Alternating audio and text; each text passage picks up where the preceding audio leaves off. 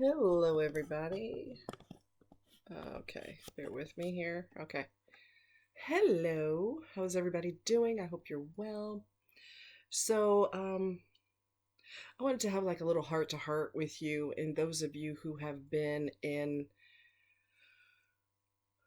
narcissistically abusive relationships, you can totally relate to this, right?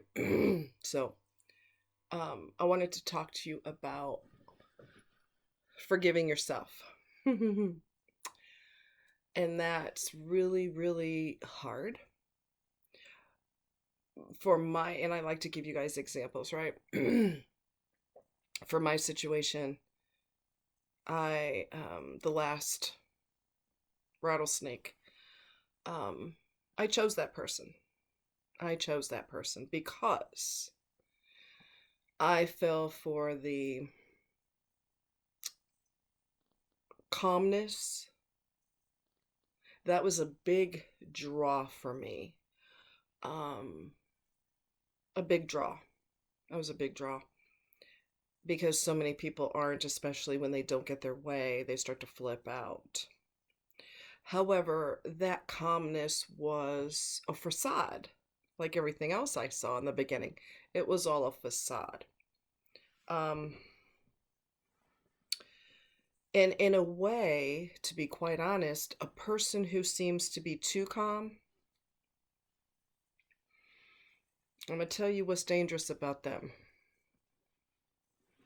What's dangerous about them is the fact that they appear to be real calm, super calm, but the manipulation knows no boundaries. Absolutely no boundaries whatsoever.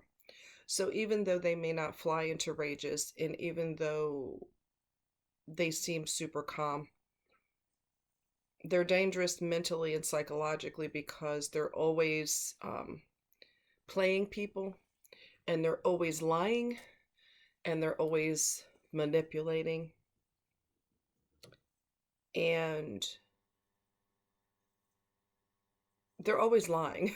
I mean, so I had to forgive myself for choosing someone like that. And then when I realized what's really going on, what's really going on with this individual is the fact that it wasn't just a calmness that the person appears to have, the demon appears to have. It's a flat affect, a very flat affect. Everything about them is flat. Okay. There's no real excitement. There's no real joy. Everything is just monotone. That isn't normal at all. Um, People who have a super flat affect are also psychopaths. Okay? And I've literally heard experts say that there's similarities between narcs and psychopaths. There's no remorse, there's no emotion, everything is flat. So that flat affect in retrospect is creepy. I was drawn to the calmness because I didn't realize that there was like a super flat affect, and that isn't normal. I realize it now, okay? After everything hit the fan. Um, I'll give you an example of some of the things that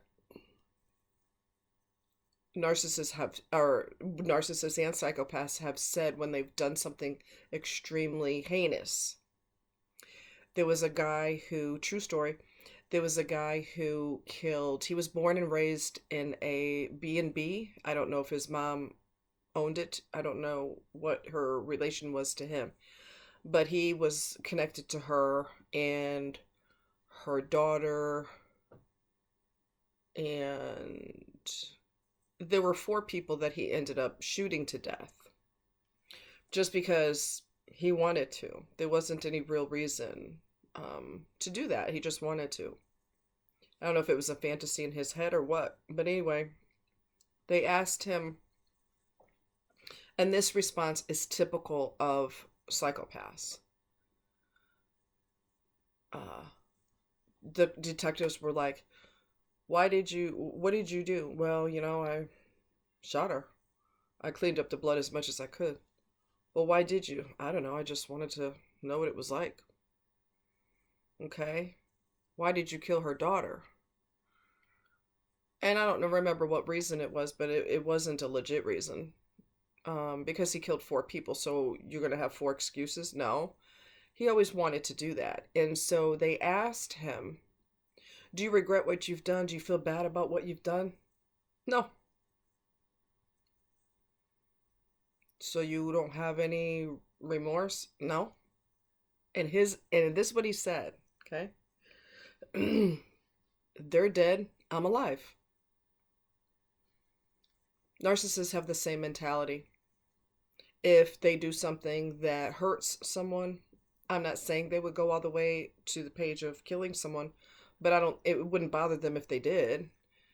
Why should it bother them? That has nothing to do with them. So to me, I agree with the experts.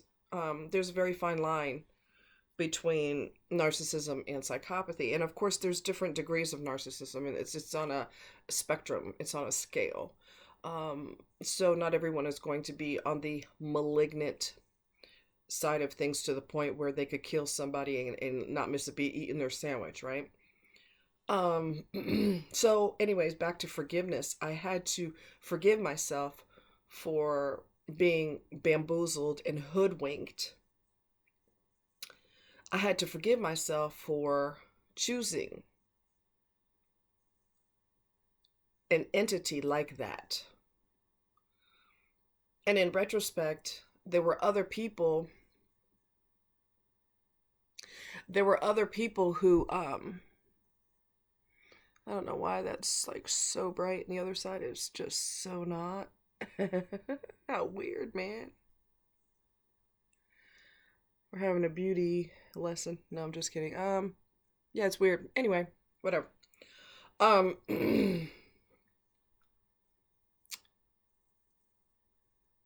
there were other people who had seen this individual and looked at his picture and was like, oh, I'm not joining his group. When he used to have a group, which was disbanded, and I'm very happy about that. But they would look at his picture. A couple of them would go, something's creepy about him.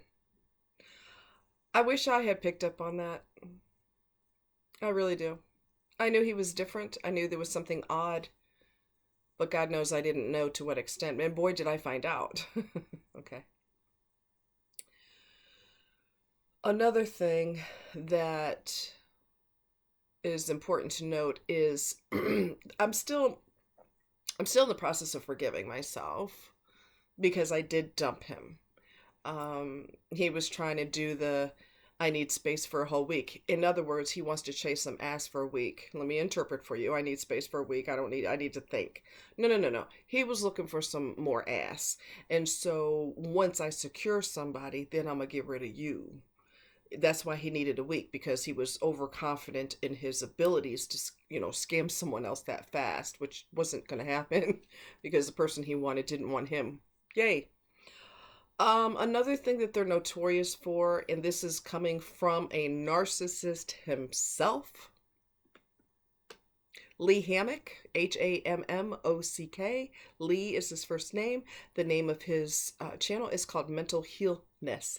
And he is diagnosed narcissistic personality disorder, and he uses his platform to help survivors and thrivers of said disorder and encourage people to go into therapy like he has. He's been in psychotherapy for 5 years, and he's not ashamed about it. He's not embarrassed about it. In fact, he was about to lose his wife and his child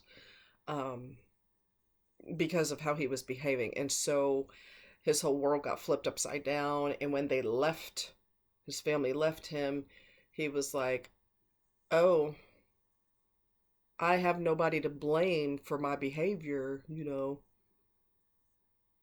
I've always been different. Maybe I'm a narc. Anyway, so he researched it and he had all the symptoms and he was like, I better contact a therapist. So he did. He's been in psychotherapy for 5 years.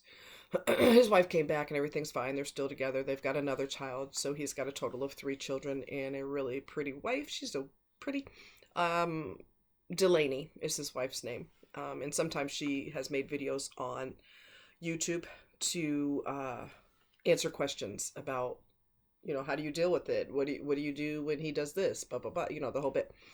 Anyway, he said, this is coming from a narcissist. He said they love to play victim. You bet. You better believe it. He said, I get red flags.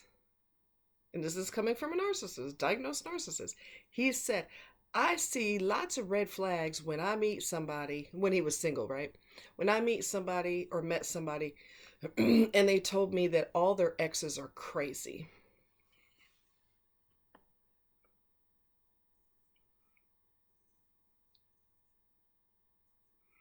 You better believe it. That hit the nail on the head. You better believe it. They're all crazy. They're all psychotic. They're all after him. He's or her. He said, that's a red flag, people. That's a red flag. Because that's what narcissists do. And he says, number one, that's a red flag. Number two, if your ex, and this is coming straight from him, he said, if your ex or exes were crazy, what did you do to cause them to be that way? Exactly. What did you do to antagonize the situation? They ain't trying to tell you, look at here. No. They ain't trying to tell you all that. They ain't trying to tell you all that. Okay? No. They act like any child that is born, the minute they come into the world, their sole purpose is to attack people. I'm going to choose somebody. Baby doesn't know anything. They were just born, right? But in a narcissist's mind, that baby, that newborn baby, and everybody else who's breathing, their whole goal is to destroy me. Their whole goal is to smash me into the ground. Which sounds extremely paranoid and extremely schizophrenic. The whole world's after you? You're not worth all that. Please don't. You ain't worth all that. Okay, trust that. No. But they love to play victim. One of them that I knew told a person that he went out with twice. He tried to mind screw her right away, and he told her, you tried to kiss me. And she said, no, I didn't. He said, yes, you did.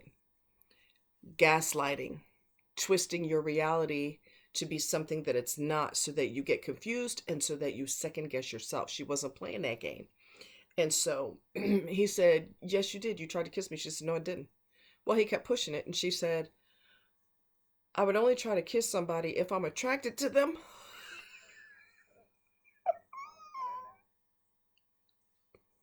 So, you know what that comment resulted in? A narcissistic injury. Okay? A narcissistic injury is when something happens to a narcissist or is said to a narcissist that hurts their ego and smashes it into the ground. It's like a high-heeled karate kick to their ego. And so a lot of times they want to,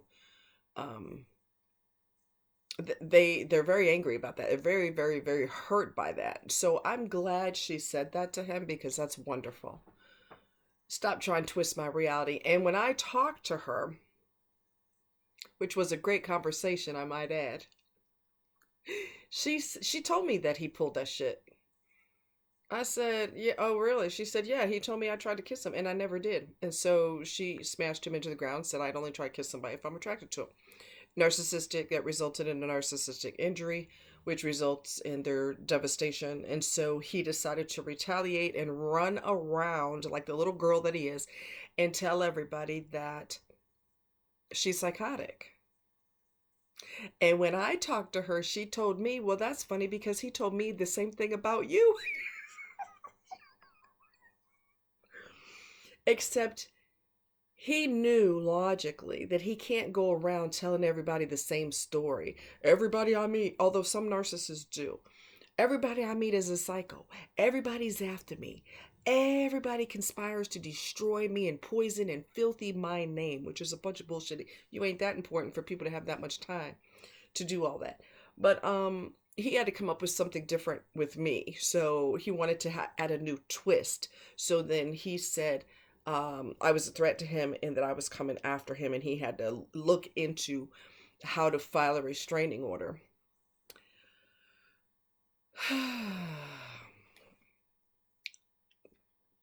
And I made it crystal clear that if he would have pulled that, I'd get a copy of the court transcripts after I told the judge, well, he's just angry because he's bisexual and he hates that he has to play straight. He has to date women and pretend to be straight. And so that's the real reason he's saying things like that. And then I would send the transcript to his parents. And after all that, those accusations went poof in the wind. I'm not playing. You want to play? Let's go. All right. So what I want you to listen to is, I saw this on... Hold on.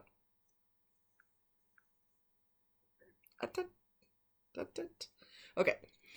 There were 10 things that it shows you what kind of person this person is. And I saw this on Instagram. And so I want you guys to hear it. This is a recording of them saying this. 10 things about people so you get to know them better. Let me tell you a lot about someone. Number 1, how they treat service workers. Number 2, how they talk about friends behind their backs. Number 3, what types of jokes they make and what they find funny. Number 4, how they respond when they don't get what they want. Number 5, how they apologize. Number 6, how they respond to changes in plans. Number 7, how they react when they don't win. Number 8, how they respond to peer pressure. Number 9, how you feel about yourself when you're around them. And number 10, whether or not they reflect on how their choices and behaviors impact others. Mm-hmm. There you go. There you go. Number 1, how they treat service workers. Number 2, how they talk about friends behind their backs. Number 3, what types of jokes they make and what they find funny. Number 4, how they respond when they don't get what they want. Number 5, how they apologize. Number 6, how they respond to changes in plans. Number 7, how they react when they don't win. Number 8, how they respond to peer pressure. Number 9, how you feel about yourself when you're around them. And number 10, whether or not they reflect on how their choices and behaviors impact others. There you go. 10 ways to know somebody, what they're all about. Okay. How do you feel when you're around them? What does your body tell you? Because your body, remember we talked about this, your body has a built-in alarm system. So it will tell you when something's off. You don't know exactly what's off, but you know something isn't quite right. Okay, you know something's not right. I know also with the previous is this person had basically scared his wife at the time. Scared her so hard she flew backwards and kind of went flying because she was terrified. That type of intense fear could cause someone to have a heart attack, an asthma attack, a panic attack. And this individual thought it was funny as hell, and even to this day thinks it's absolutely hilarious. Zero concern for how their behavior affects others. What else? I can't remember everything they said. How they treat service workers, most definitely. How they treat strangers is really really important.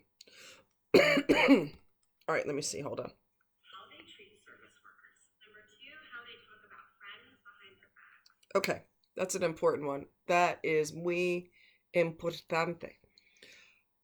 How they treat their friends behind their back. If you notice The narcissist that you have known, that you have met, you will know that a true narcissist talks about everybody like a dog.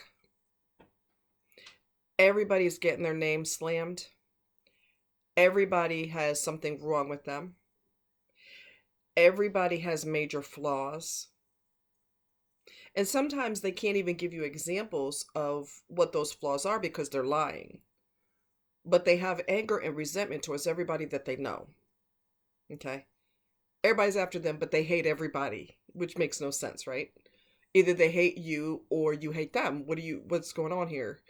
It's a one-way deal. They talk about everybody like a damn dog. Even people that they rely on, especially people that they rely on, people who have been in their corner, people who have saved their stupid ass. How many times?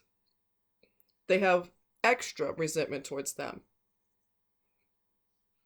Every person that they know, they have a beef with.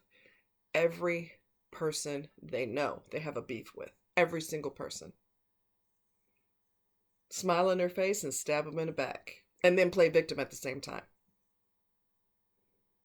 Number three, what types of jokes they make and what they find funny. What types of jokes they make and what they find funny. Exactly. Exactly. Something I have known a few narcs that have laughed almost to the point of hysteria about something that's not funny at all. It's mean-spirited, and unless you're cuckoo for Cocoa Puffs, you wouldn't find that funny. So that tells you a lot about a person. Now, don't get me wrong. I have a I have a dark, twisted sense of humor. I'm twisted. I am. But that's just, you know, that's just how I am. However, something that is deeply impactful is not funny. For example, I may be sarcastic, or I may take one little instance and blow it out of proportion, and now it's ridiculous, and because it's ridiculous, it's funny. That's just how I am. But I told you this a long time ago, I knew of one in particular who, we were in the car. He's a narcissist also, Mr. Churchgoer, Mr. Holy Man. Um, they go to church for image. They're of the devil. Come on. But anyway, so we saw a deer that got hit by more than likely got hit by a semi. So it was graphic, and part of its entrails were hanging out. It was very, very graphic. It was cut in half. He laughed so hard he could barely breathe. I was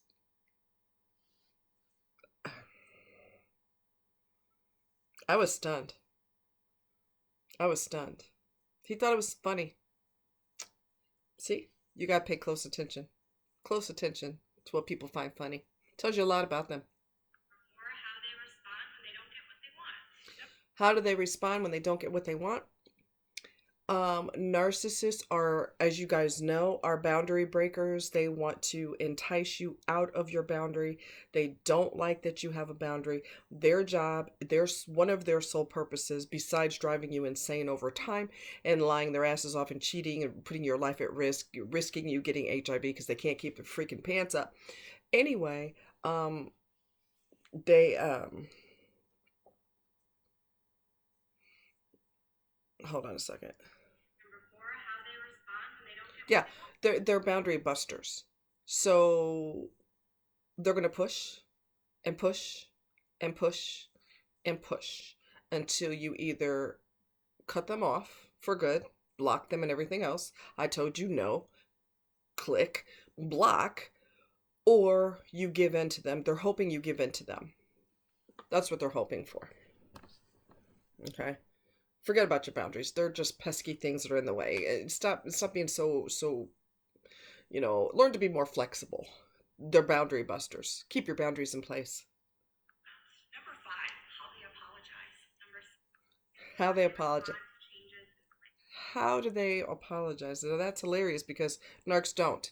Because they're too busy playing victim, rolling over like the little bitch that they are. They are too busy playing victim, and so there is no apology is not in their vocabulary. And if they do say it, it's fake. They don't mean it. It's totally fake. Okay. They do deflection and play victim. The whole world is after them. People they don't even know are after them. Really? Come on. How they react when they don't win. Number That's how they react when they don't win. That's another thing. One of them um, I blocked. And so when he had his little pathetic meetup group, it's meetup.com, when he knew that he was blocked and he was losing control, that is when he booted my friend out of the group, because my friend was part of the group as well. Um, and his excuse was, well, because you're friends with her, meaning me. It was designed to hurt me because the little bitch was losing control. Everything about a mentally ill person is swirls around control. Control, control, control, control, control, control. The need to control controls them. Let me say that again. The need to control controls them. So control has a death grip on their throat. So they have to control other people so that they can breathe. That's their one of their main things that they have to do. And they have the most asinine reasons why they're pushing so hard for that. When in reality it's because of control. That's the real reason. 8, how they respond to peer pressure. How they respond to peer pressure, a lot of them don't have any peers. They don't have friends. They may have acquaintances, but they don't have like real friends because real when you have real friends, right? They know who you are. The good, the bad, the worst, the best, the ugly. They have seen it all because y'all have been through everything. So they have seen the best and the worst. Narcs don't have any real friends because they're so plasticky and they don't allow anyone to get too close to them unless they don't allow anyone too close to them. You could be married to them for 20, 30 years and you really don't know them because they don't share emotional intimacy with you. They don't share real stories about their life. Nobody really knows them except for the people that are involved with them behind closed doors. All that fake shit goes to the wind and the real them comes out. But acquaintances, they don't really have peer pressure because they don't really have any peers. They have people who know them on their fake surface level, but they don't really know who they are. And they make it a point to make sure that people don't know who they are and don't know that they're vulnerable and weaklings on the, underneath that. I'm the Wizard of Oz behind the curtain. I'm the wizard. Um, if y'all remember that, Wizard of Oz, yeah, the big monstrous thing behind the curtain, and it was just this little feeble man. Well, that would be what narcissists are. They're little feeble individuals hiding behind a curtain, but they are puffer fish, so they blow themselves up a lot bigger than they are. But underneath all of that, they're weaklings and they're paranoid. Everyone's after them, and they just have some serious issues. Number 9, how you feel about yourself when you're around them. How do you feel about yourself when you're around them? Do you feel good? Do you feel um does this person make it a point to shove your flaws in your face or perceived flaws? Because there's people that know you, like really know who you are, and they don't have a beef with you. But this insecure little weakling who suffers from narcissistic injury, if you look at them wrong and wants to cry like a baby, they're going to sit here and try to find as many flaws about you as they can. Most of them are going to be imaginary. Those aren't real flaws. They are gaslighting you, which is where they're misrepresenting what actually happened to make you second guess yourself. Part of the mind screw. Number 10, whether or not they reflect on how their choices and behaviors impact others. Whether or not they reflect on their choices or behaviors, how that impacts other people, they don't care. And that's where the similarity to uh, psychopaths comes in, because psychos don't have any empathy whatsoever either. How'd that make you feel? It didn't bother me. I mean, if you want me to act upset, I can, but it's not that big a deal. Well, you killed like several people. You shot them to death. Okay. They're dead. I'm alive. What do you want from me? Narcissists are dead like that too. They may not kill animals and take joy in it like a psychopath does. They may not have committed murders that the law enforcement's aware of. They may not have done anything that people are aware of that's that extreme, but their detachment, their emotional detachment is the same. That didn't make you feel bad? No. So you didn't feel bad while you were doing it? No. You don't feel, when you were planning it, did you think twice? No. And you don't feel bad now that it's done. And you took this person away from their child. No. They get, this one particular criminal documentary that I watch all the time. I can't think of the name of it right now because there's so many. But they actually have professional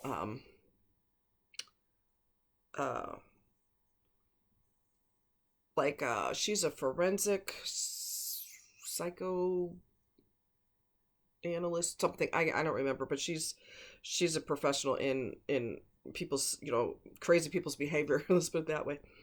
And she said, when you ask them to express how they feel, they almost get irritated because they don't feel anything and they don't understand why you're asking them that. They're almost frustrated because they don't have any emotion about it, and they're like, why you keep asking me how do I feel? I feel nothing. And some criminals have actually said that. I felt nothing.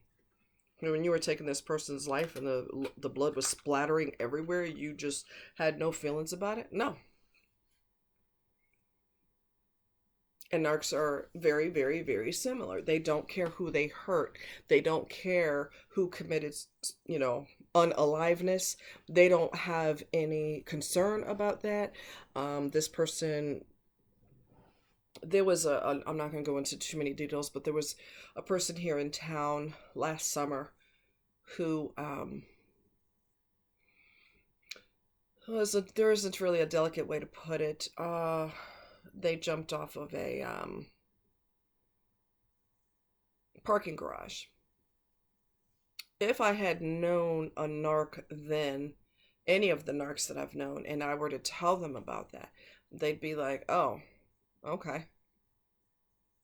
Would they say, oh my God, are you serious? No, you're not going to get that kind of reaction. That would require them to be human.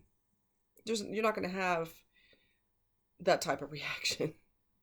Like, oh my God, are you serious? That's terrible. Why? They don't give a flying frick. They're breathing and that's all they care about. So yeah, the similarities between the two is creepy and scary. There's a couple things I wanted to read to you before I go. I saw these on Instagram also. This is me. All right? I'm at a place in my life where I promise you, I will not deal with anything I don't have to. I'm leaving. I'm unfriending. I'm unfollowing. I'm blocking and doing anything I got to do to not deal with people in situations where I'm not respected or valued. My peace is priority. You damn straight. That's where I'm at. I'm done with it. I cannot anymore. I can't. So here's another one. I'm gonna end this with this. Ready? This was so good. Ready? Okay, let's go. Narcissist. Listen carefully. Narcissists base your character on the way you react to their abuse. If you fight back, then you are abusive. If you do what they did to you, you're vindictive. If you show them the way they have been treating you, then you are petty and childish. The only reaction a narcissist wants is blind acceptance. They could say and do whatever they want, and you have to let them without any opposition. If you don't react the way they want, then you are the cause and the reason for the conflict. That is from a very smart lady called Maria Consiglio, and it's called Understanding the Narc. So, yeah, the way you respond is the box that they put you in, because you're supposed to lay down and allow them to treat you like crap. You're supposed to be okay with it. You're supposed to, oh, abuse me some more. Yes, yes, I love it. Yes, tell me bad things and gaslight me some more. Yes, twist my reality. I love it. Yes, more and more abuse, please. You slap me on one cheek, I'll let you slap me on the other because I love you that much. Get the freaking hell out of here.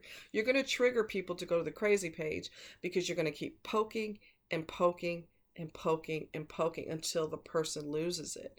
And then you're going to say, oh my God, you're crazy. No, no, no, no, no, no. Don't do that, because you're lying again. This person, and I'm just going to just be straight with you. I've been through that too. I thought it was because of hormonal things that women go through when they get older, if you know what I mean. And I questioned why I was behaving this way, and I thought it was hormonal, and so I went to my doctor to find out what's going on. I made a few videos with you guys, and I apologized for my behavior, and I felt really out of control because this person was gaslighting the holy hell out of me. When I sat back and I examined my behavior with other people, I didn't have conflicts with them. What? I didn't have conflicts with them. I didn't have disagreements with them. I didn't get hateful with them. I didn't bare my teeth to them. One of them I've known since I was 18 years old. One of them I've known for many years now, many years. I've never had a beef with her. I have never bared my teeth at her. I have never been hateful with her. I have another friend that I've never turned into.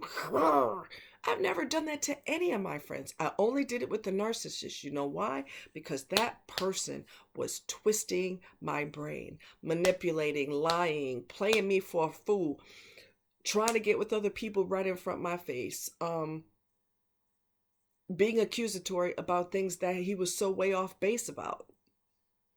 So I had to sit back after I went, and I felt so bad. I'm thinking this is hormonal. Maybe I need to be on medication. No, that's a bunch of bullshit, because when I look at how my connections with other people, I never had those kind of beefs with them. Not once.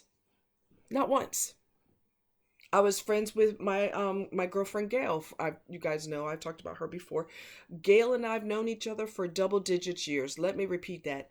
Double digits years. We worked together with troubled teenagers.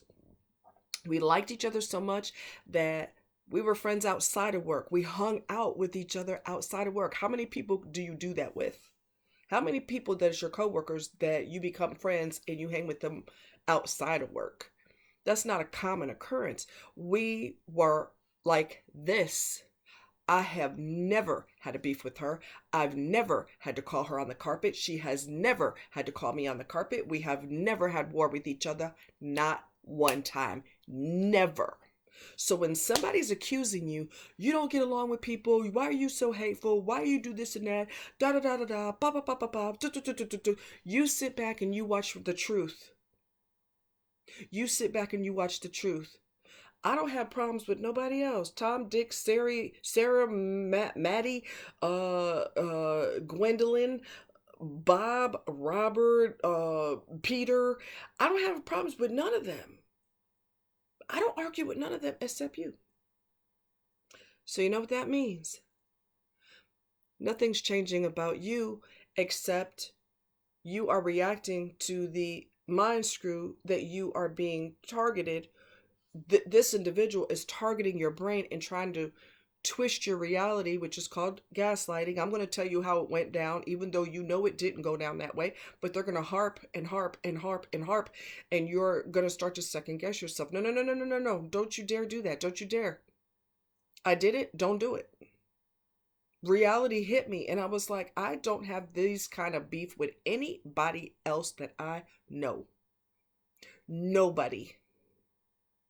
Nobody has these kind of beefs with me. So if I have war with you, something's seriously wrong with you. Okay? Let's get that straight. Gaslighter. Don't play me. I want to show you something really adorable before I go. It's so freaking cute. Aww. Make sure that, can y'all see that? It's a mommy kangaroo snuggling with her baby. Oh my God. I'm not kidding. I think I'm going to have to print that out. I don't know how to do that, but when I go to the store, I'm sure they'll help me. Oh my God. My heart melted. And the look on mom's face is like, oh, you mean so much to me. And the baby's like, I love you too, mommy. And I'm like, oh. Okay, you got me. Oh my God. So, yeah, if somebody's acting like you're a horrible person, you don't get along with people, you got problems, you, consider the source, number one. Number two, look at reality. Who else do you have beefs with? Nobody. Not your mama, not your dad, not your sister, not your brother, not the dog, the cat, the goldfish, the neighbor next door, your best friend from high school. You ain't got beef with nobody but this one person. There's your sign. Much love. Get rid of people. You don't have to put up with that crap.